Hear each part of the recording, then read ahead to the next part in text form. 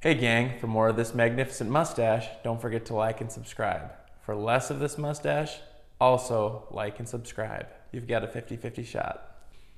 I'm working on building out some custom built-ins for my mudroom right now, and one of the things I want to make is some sort of shoe cubby hole organizer type of a deal. And that requires me to cut a lot of dados, 48 of them to be exact. So I needed a way of cutting dados on a long piece of wood while still making sure they were spaced out perfectly each time.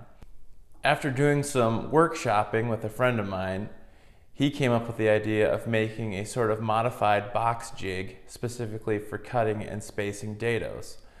So he gave me the idea, and this is the design I came up with. It's not perfect, but I wanted to get it done quick so I could get on with my mudroom project. As far as I know, nothing like this has been created. However, it is very similar to a box joint jig, so it's not exactly groundbreaking. Well, at any rate, I hope you find this video helpful. Let's get started. I've got some 1/2-inch MDF here that I'm going to rip down to the width that I want my sled to be. However, I wish I had made it a little wider. And then I'm going to rip down some 3/4-inch plywood for the runners on my sled. Again, should have used hardwoods, but I'm just trying to do this as quickly as possible because I got a bigger project to do. Probably should have thought through my gluing process a little better, but any glue spill out, I can just scrape off the top of my saw with a putty knife, so not the end of the world. Now I'm just going to drill and countersink some screw holes so I can attach my front fence. This is somewhat tedious because I'm actually going to attach it and then remove it and then reattach it while I make some dado cuts. I'll explain why I'm doing that in a minute. To square up the fence, I just lined it up perpendicular to the blade using my combination square. Once everything was nice and square, I was ready to attach the fence. Now it's time to install the dado stack.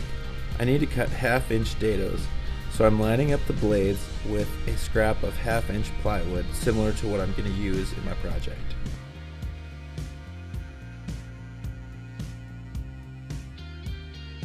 Many dado stacks come with a little chart to show you what blades to use for cutting various thicknesses, but I didn't realize that until after I had selected my blades.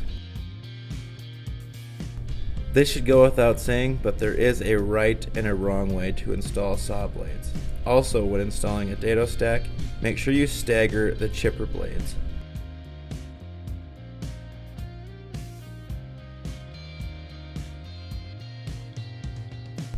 Always cut a test piece. Plywood is just too expensive these days to be making silly mistakes. My first dado will serve as a marker.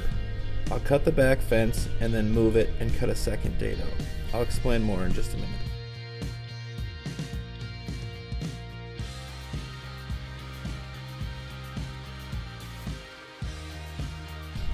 Now that that's cut, I'll set up my fence to be in its final position, following much the same process as before.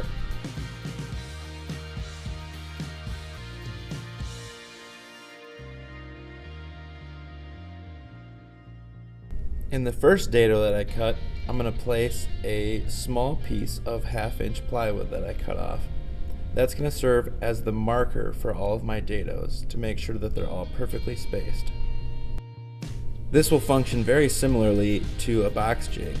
I'll place the previous dado I cut on my marker and cut the next dado in succession and keep sliding my board across my table saw until I've cut all of my dados, and they should all be perfectly spaced at my desired distance. If that was a little confusing, just observe. Perfectly spaced, albeit too deep of dados. Fortunately, this was just a test piece. I'm hoping in the near future to make one that's fully adjustable for dados and boxes. However, this will get the job done for now. I hope you found this video helpful. Weekend Woodworker signing off.